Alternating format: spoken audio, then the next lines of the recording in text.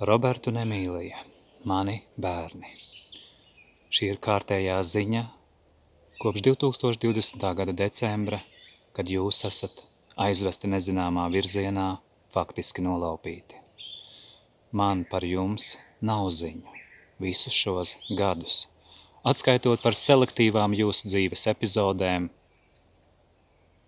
ļoti retajās reizēs, ļoti retajās. Pēdējos gados es turpinu ierunāt to, kas notiek manā dzīvē, un atgādināt jums to, kas reiz mums bija mūsu dzīvē kopīgs, mūsu ģimenē. Roberta un Emīlija, es pastāstīšu jums šajā reizē to, kas noticis pēdējās nedēļas laikā, aptuveni pēdējās nedēļas laikā, kopš es sazinājos ar Valmieras policiju, kura solīja man atsūtīt dokumentus saistībā ar tā saucamo mūsu ģimenes lietu. Un, kā es secinu arī šajā dienā, tie nav atsūtīti. Tātad, ja jūs noklausījāties manu iepriekšējo vēstījumu, tajā jūs pamanīsiet tātad sarunu ar policiju visai plašu, apmēram stundu ilgu, un tad rodas jautājums, kāpēc mani maldināja? Kāpēc man teica to, kas sūtīs un gaidīs manas atbildes, ja realitātē tas nenotiek? Un realitātē turpina notikt kas cits. Vazāņķu busi un citi transporta līdzekļi, tie paši VPŠkas, jeb tā saucamā valsts tēlotāju, jeb valsts policija, turpina vazāties, glūnēt no distances, un neviens pats no viņiem līdz šim brīdim, ja vien es nebūtu zvanījis Jānim no Valmieras, kurš pēc tam iedeva telefonu Madarai, kura it kā ir inspektore tā saucamajā mūsu ģimenes lietā, tad iespējams arī nekādu sarunu nebūtu noticis. Kāpēc tā? Tas viņiem zināms. Kāpēc viņi glūna no attāluma? Kāpēc viņi gandrīz katru dienu, citreiz pat vairākas reizes dienā, vazājās ne tikai man pakaļ, bet arī mūsu tuviniekiem?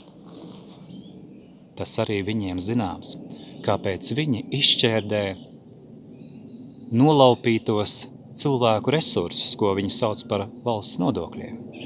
Viņi tiešām izšķērdē. Viņi to gan sauc savādāk.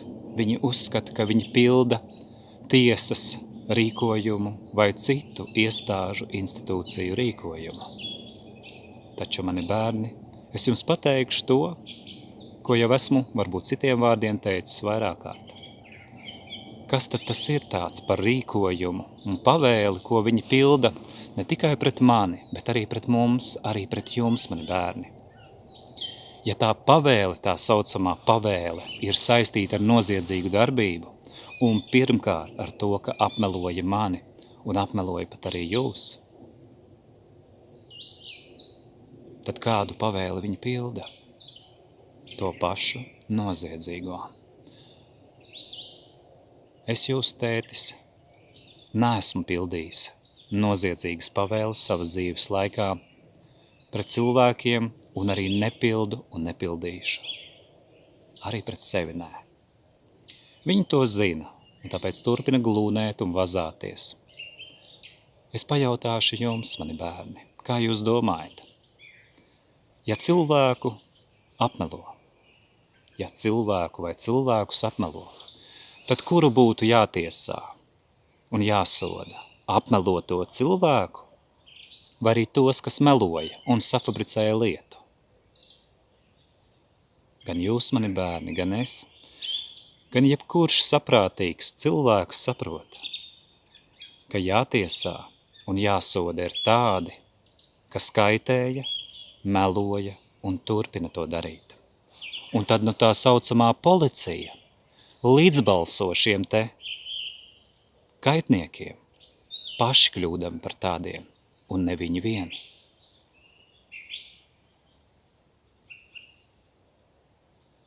Kā jūs domājat, mani bērni? Kā būt šādā pasaulē, kurā tik daudzi liekuļo, melo, tēlo valsti un dara daudzas citas vājprāta darbības.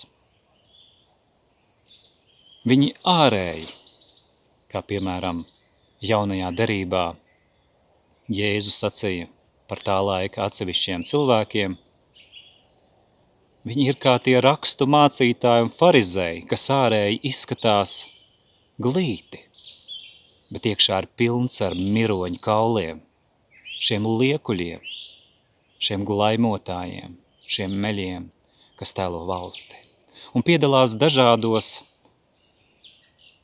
kaitnieku projektos. Par to, protams, saņemot algu.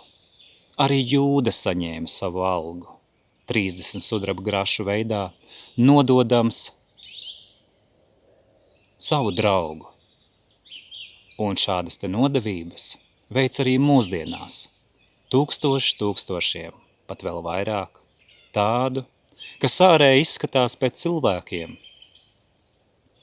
bet sirdī nīst cilvēkus un ir gatavi pārdot pat savus tuviniekus, lai tik gūtu kādu savu labumu. Viņi dažkārt saka, no manas puses jau daudzkārt pieminēto frāzīti, svešu bērnu nav, bet es teikšu, mani bērni, reālajā dzīvē svešu bērnu ir ļoti daudz. Jo kas gan ir tie, kas sacīdami šos vārdus svešu bērnu nav, ja viņi atļaujās nīst, piemēram, noteiktu tautību cilvēkus, ja viņi atļaujās nīst tādus, kas neatbilst viņu priekšstatiem un kas nepiedara baram. Un šai pasaulē, kā mēs zinām, Robertu nemīlīja. Ir daudz tādu, ko šie te liekuļi padara par neglīto pīlēnu. Viņi gan paši arī bērnībā visticamākais zina šo stāstu.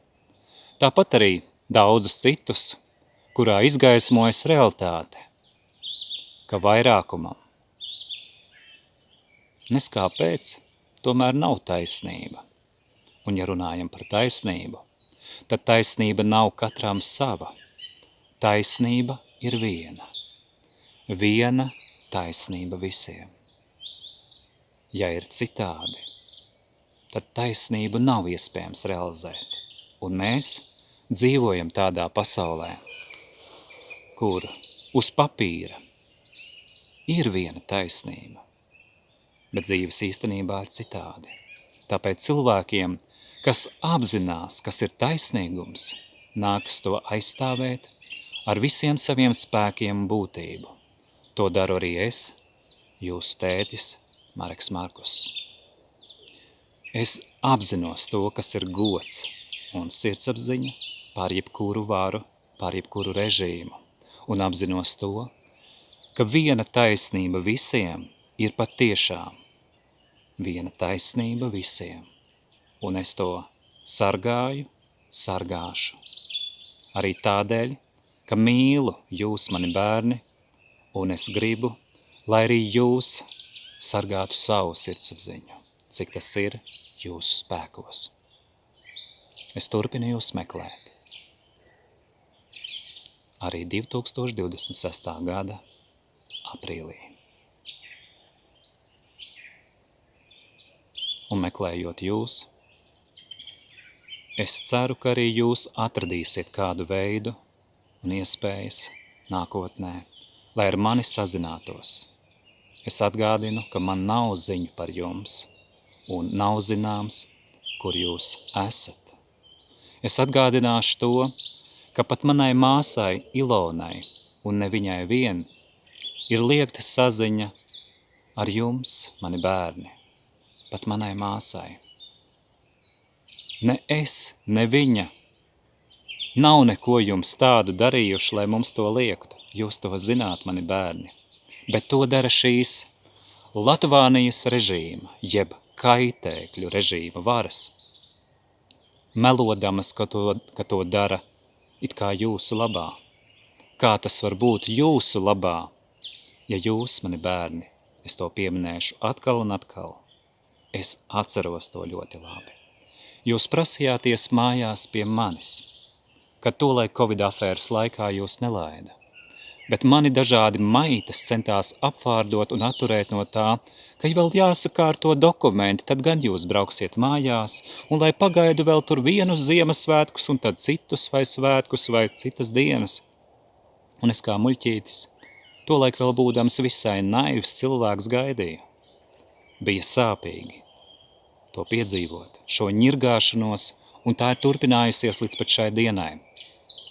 Taču, mani bērni, dienas un gadi iet, un es gribu, lai jūs zināt, es jūsu tētis patiešām esmu cīnījies un cīnīšos arī, ja vajadzēs, fiziskā ziņā, jebkādā veidā, kas ir taisnīgs veids, lai aizstāvētu cilvēkus. Arī jūs, kad man tas atkal dzīvē būs iespējams praktiski. Pagaidām viņi ir izmantojuši to, ka es centos ar mieru risināt jautājumus tolaik 2020. gada decembrī, kad aizsākās jūsu nolaupīšanas pieredze. Pieredze, kas ir noziegums pret mūsu ģimeni un pret cilvēci.